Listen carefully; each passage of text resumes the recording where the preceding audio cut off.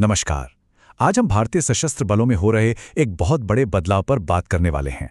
ये बदलाव एक ऐसी परंपरा से जुड़ा है जो दशकों पुरानी है और अब इस पर गंभीर सवाल उठ रहे हैं। ये विषय है सेना में शराब की भूमिका और उससे जुड़े नए सख्त नियम। इस पूरी जानकारी को समझने के लिए हमारे साथ अंत तक बने रहिए।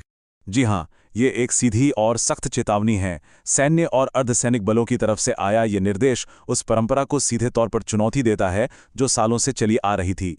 जो चीज़ कभी सैनिकों का मनोबल बढ़ाने का जरिया मानी जाती थी, आज वही एक बड़ी जिम्मेदारी बनती जा रही है। तो सवाल ये उठता है कि आखिर ऐसा क्या हो गया जो परंपरा मदद के लिए शुरू की गई थी वो आज एक बोझ क्यों बन गई है और इस पर इतनी सख्त कार्रवाई की नौबत क्यों आ गई है। चलिए इसी को जरा गहराई से समझते हैं। अच्छा, तो पहले ये समझते हैं कि ये परंपरा शुरू ही क्यों हुई थी। इसकी जड़ें काफी गहरी हैं, जो ब्रिटिश राज के समय तक जाती हैं, और इसके पीछे कुछ बहुत ही ठोस वजहें थीं। देखिए, ये कोई शौकिया तौर पर शुरू नहीं किया गया था। जो सैनिक घर परिवार से दूर बर्फीली चोटियों पर या बेहद तनाव भरे माहौल में देश की सेवा करते हैं, उनके लिए ये एक जरूरत की तरह देखा गया। ये तनाव कम करने, शरीर को गर्म रखने और आपस में भाईचारा बढ़ाने का एक जरिया माना जाता था। और हाँ, एक बात साफ कर दें कि इस परंपरा को हमेशा अनुशासन के एक मजबूत दायरे में रखा गया था। शराब सिर्फ एक तय मात्रा में और ड्यूटी खत्म होने के बाद ही मिलती थी। लेकिन अब ऐसा लग रहा है कि ये अनुशासित व्यवस्था कुछ मामलों में कह सकते हैं कि चरमराने लगी है।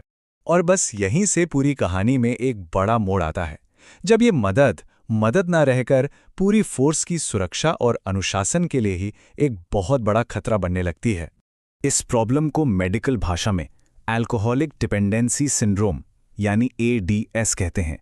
मतलब जब कोई इंसान शराब पर इस कदर निर्भर हो जाए कि उसके बिना रह ही ना पाए। अब इसे सिर्फ एक बुरी आदत नहीं, बल्कि एक गंभीर मेडिकल और सुरक्षा से जुड़ा मुद्दा माना जा रहा है। तो यहाँ आप एक ही सिक्के के दो पहलू देख सकते हैं। एक तरफ वो वजह हैं जिनके लिए ये परंपरा शुरू हुई, जैसे तनाव कम करना, टीम बनाना, और दूसरी तरफ हैं इसके खतरनाक नतीजे, अनुशासनहीनता, खुद की जान को खतरा और दूसरों की जान को भी, खासकर तब जब हाथ में हथियार हो। और यही बात इसे सबसे ज्यादा गंभीर बनाती है। जरा सोचिए, एक सैनिक जिसके पास हर वक्त हथियार होता है, अगर वो इस सिंड्रोम का शिकार हो जाए तो वो सिर्फ अपने लिए नहीं बल्कि अपनी पूरे यूनिट और देश की सुरक्षा के लिए एक बड़ा खतरा बन जाता है। तो अब देखते हैं कि इस बढ़ती हुई समस्या से निपटने के लिए जमीन पर क्या किया जा रहा है, कौन से ठोस कदम उठाए जा रहे हैं। इस मामले में पहल की है सशस्त्र सीमा बल यानी SSB ने। उन्होंने ADS से जूझ रहे जवानों की पहचान करके उन्हें फोर्स से हटाने का एक बाकायदा अभियान छेड़ दिया है। ये सिर्फ कोई कागजी योजना नहीं है, इस पर काम शुरू हो चुका है। और ये कोई इक्का दुक्का मामला नहीं है। अकेले SSB के अंदर ही गंभीर शराब निर्भरता के लगभग 50 मामले सामने आए हैं। आप इसी से अंदाजा लगा सकते हैं कि ये समस्या कितनी गहरी हो सकती है। और जैसा मैंने कहा, एक्शन भी शुरू हो गया है। पूरी मेडिकल और कानूनी प्रक्रिया को फॉलो करने के बाद अब तक 8 से 10 कर्मियों को सेवा से हटाया भी जा चुका है। ये दिखाता है कि फोर्स इस मुद्दे को लेकर कितनी ज्यादा गंभीर है। ये सारी कार्रवाइयां, ये सारे आंकड़े हम एक बहुत ही बड़े और बुनियादी सवाल पर लाकर खड़ा कर देते हैं। एक ऐसा सवाल जो हमारी सशस्त्र बलों के आने वाले कल से जुड़ा हुआ है।